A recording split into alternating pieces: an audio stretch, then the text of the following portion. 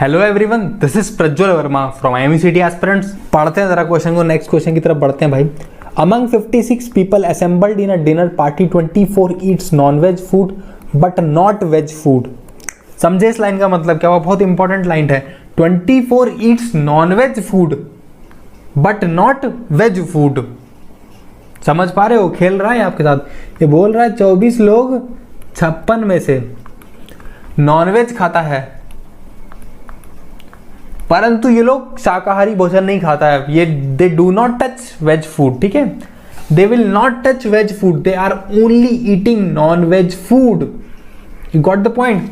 They will not eat salad that is made from vegetarian like tomatoes, gajar, halwa, इस type की चीज नहीं छुएगा वो लोग जो भी शाकाहारी भोजन है। 24 लोग पक्का मांसाहारी है उसमें से। समझ रहे हो आप? समझ गए इतनी बात? ये बोल रहा है इस लाइन से 24 eats non veg food but not veg food. 28 eats non veg food. ये 28 इतना लोग हो गया, इसमें से कुछ लोग वेज नॉन वेज दोनों खा सकता है और कुछ लोग पूरा मांसाहारी होगा। ठीक है, तो बढ़ते हैं आगे। देखो दो गोला हम पहले ही बना लिए थे यहाँ पे। इसको रिप्रेजेंट करते हैं वेज से, इसको रिप्रेजेंट करते हैं नॉन वेज से। तो हमको क्वेश्चन में पहले बताया है ये जो शेडेड पोर्शन है सिर्फ प्योर मांसाहारी जितना लोग है वो है 24। ठीक है, और जो ये वाला पोर्शन है पूरा, जो पूरा शाकाहारी नहीं, कुछ लोग उसमें शाकाहारी हो सकता है, कुछ लोग मांसाहारी हो सकता है, पर मांस सब खाता है उसमें से। उन लोग का काउंटिंग है 28। अगर यहां तक का पार्ट, अगर ये चमकीला पार्ट दिख रहा है, चमकीला पार्ट से इधर वाला पार्ट 24 है, तो ये वाला पार्ट कितना होगा बताओ? बोलो कितना होगा ये पार्ट? ये पार्ट 4 होगा कि नहीं होगा? 24 प्लस 4 तब 28 होगा। समझ गए ना इतना बात को? उसके बाद जो ये बच गया है, देख पा रहे हो उसको? उसके बाद जो ये बचा कुचा पार्ट है, ये है शाकाहारी लोगों का, बिल्कुल प्योर शाकाहारी। ठीक है, यहां तक 28 लोग हैं टोटल, यहां तक 28 लोग हैं। अब बताओ ये बचा हुआ जितना ये पीला पीला दिख रहा है आपको कितना होगा? 56 लोग हैं, 28 उसमें से हो गया है, तो 28 ही तो बचा। 28 प्लस 28 56 होता है। इसका मतलब प्योर वेजिटेरियन, बिल्कुल प्योर शुद्ध शाकाहारी खाने वाले लोग कितना हैं बताइए भाई? 28 है। ठीक है, अब क्वेश्चन की तरफ बढ़ते हैं दोबारा से। How many eat veg and non veg both? पूछ रहा है कितना लोग इसमें से वेज नॉन वेज दोनों खाता है। वेज नॉन वेज खाने वाला पोर्शन कौन सा? ये वाला था, बीच वाला था दोनों का, और उसका वैल्यू क्या आया था? 4 आया था। इसका मतलब ऑप्शन सी हो गया। Find out how many of them eat veg but not non veg. अब ये भी सॉल्व किया है। 28 लोग पूरा शाकाहारी लोग 28 है, क्योंकि हम इस काउंटिंग का बात कर रहे हैं जो पीला पीला दिख रहा है। ठीक है, ये प्योर शाकाहारी है, ये लोग मांस छूता नहीं है। इसका काउंटिंग भी 28 है। इसका आंसर भी हो गया। होप करता हूँ समझ आ गया होगा। काफ़ी इजी क्वेश्चन था यार ये भी। ठीक है, समझा तो दिया मैंने, काफ़ी कोशिश करी है इसमें। नहीं समझ आया तो एक बार फिर से ट्राई करके देखना खुद से यार। 11th का ही क्वेश्चन है, बहुत बेसिक सा। हो जाएगा, 99% चांस है हो जाएगा। नहीं होगा तो हम लाइव डाउट सेशन ले लेंगे इस चीज़ का। अरे यार लाइव जाने के लिए एक दिक्कत ही हो रही है यार। 1000 सब्सक्राइबर हमारे पूरे कर दो, हम लोग लाइव जाके पढ़ा सकते हैं फिर इन चीज़ों को जो ऐसे पढ़ा रहे हैं। ठीक है, तुम्हें भी अच्छा लगेगा और हमें भी अच्छा लगेगा, मज़ा आ जाएगा। नेक्स्ट क्वेश्चन की तरफ बढ़ते हैं भाई अब। ठीक है, क्वेश्चन में लिखा है in a society of 80 peoples 42 read times of India, 35 read the Hindu, and while 8 people do not read any of the 2 above newspaper.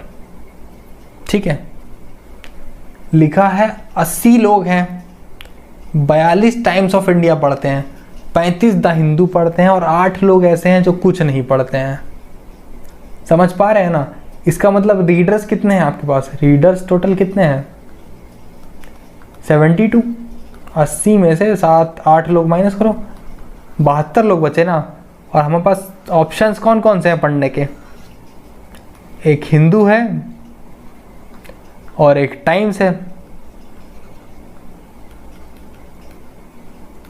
2 he option बचे ना, और ये क्वेश्चन में बोल रहा है कि टाइम्स पढ़ने वाला लोग जो शेडेड पोर्शन है कितना है 42,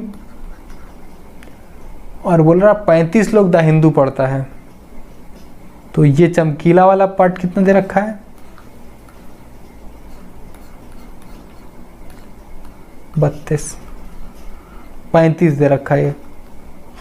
ठीक है, 35 लोग द हिंदू पढ़ता है और 42 लोग टाइम्स पढ़ता है।